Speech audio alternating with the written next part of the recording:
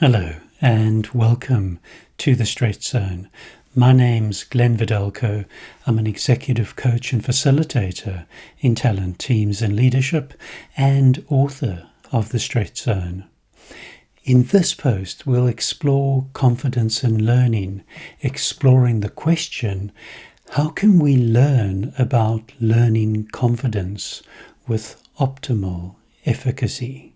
Exploring a 3-step approach that people find incredibly helpful, helping us to think about ourselves and about our confidence differently. So contextually, what does learning confidence typically look like? In situations when being at our best really matters, like an interview or being heard, we find ourselves outside our comfort zones and our confident best is not so easy. One of our biggest mistakes is how we go about learning to be confident. And as our confidence disappears, we unintentionally learn that confidence is something I lack, which doesn't help. And it's no surprise we make this mistake, given our paradigm and assumptions, and with no other alternatives, we get stuck on repeat. So, if you've been concerned that you're struggling to learn to be genuinely confident, concerned there's something wrong with you, you have nothing to worry about. It doesn't mean you lack confidence. Confidence is a challenge for everyone who has the courage to step outside their comfort zones. So, what's the mistake we make? When learning something new, we tend to become excited about the exciting new behaviors we're learning. And preoccupied in this way, we tend to zone in on the new behaviors, and we quickly find our capacity to learn is far less than it could be. The mistake we make is to channel our efforts and energy attempting to superimpose the new behaviors on top of the old behaviors, and it's no surprise we struggle.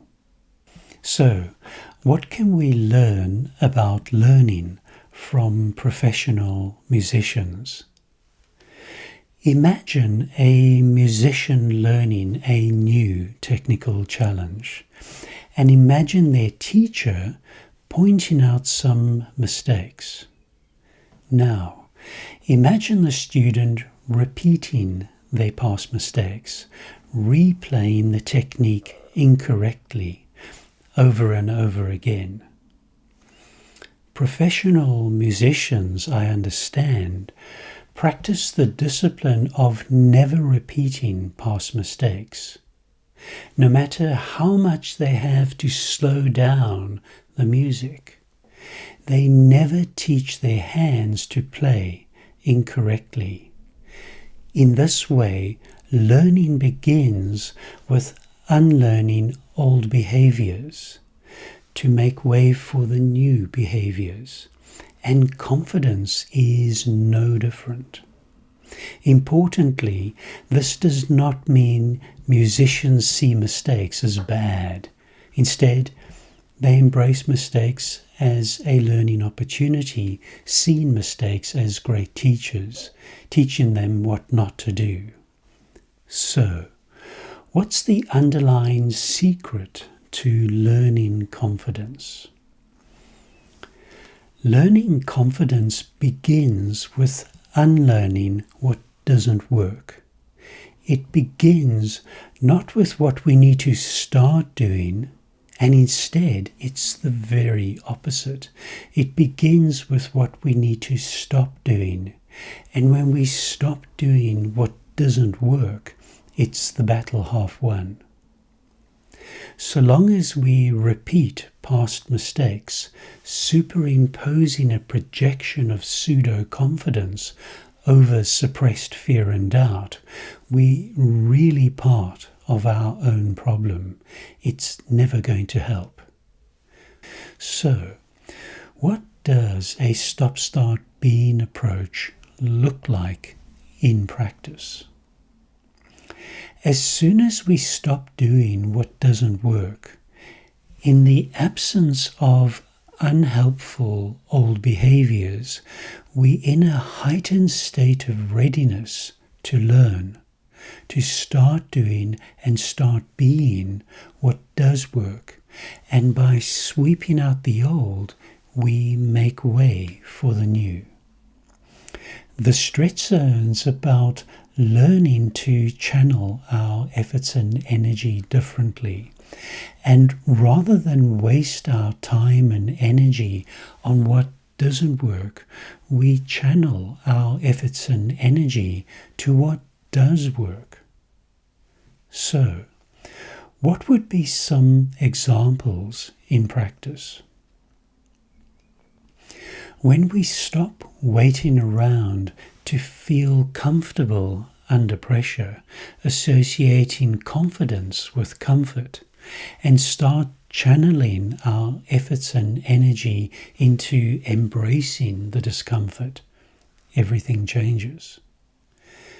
When we stop entertaining our doubts and start channeling our efforts and energy into focusing our attention on the challenging situation itself to where it's most needed, everything changes.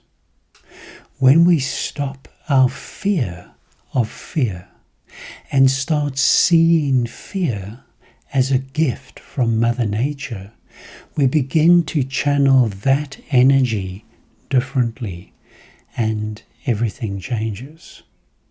So, once we've stopped doing what doesn't work, what's the next step? Once we've unlearned what we need to stop doing and learned what we need to start doing, the next step is what we need to start being. And that's about being yourself, being confident in a way that's right for you.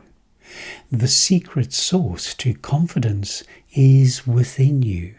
It's not out there, it's in here.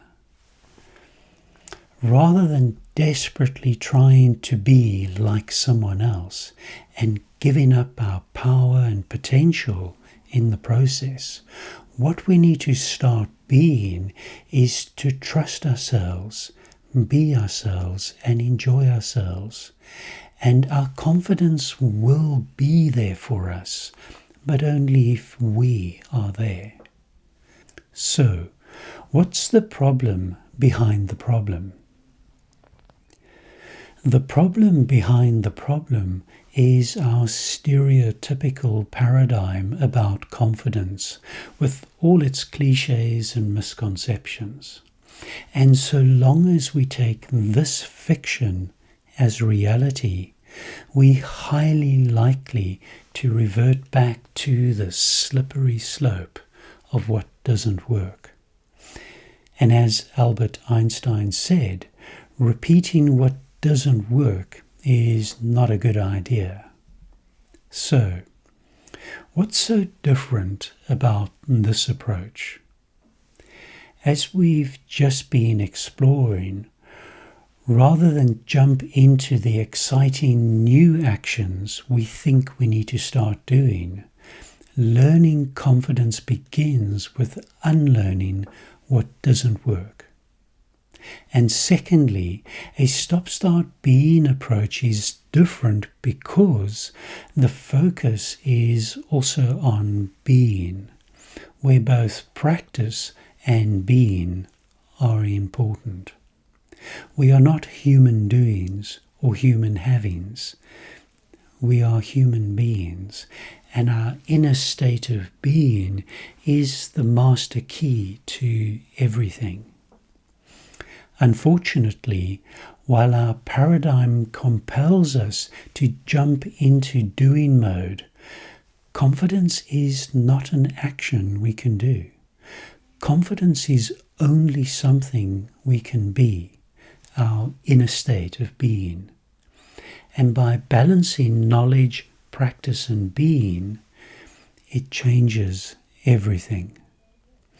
In summary, inasmuch as musicians master their music by never learning to play incorrectly, a stop-start being approach to learning confidence is where we begin, not with what we need to start doing, but instead with what we need to stop doing.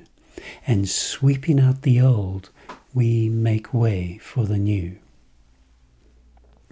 The stretch zone turns our understanding of confidence on its head. Confidence is our natural state, innate and inherent in each and every one of us. We only need to understand ourselves and our confidence differently. And when we do, the infirm foundation of manufactured confidence is displaced with a firm foundation of real and sustainable confidence. Thank you.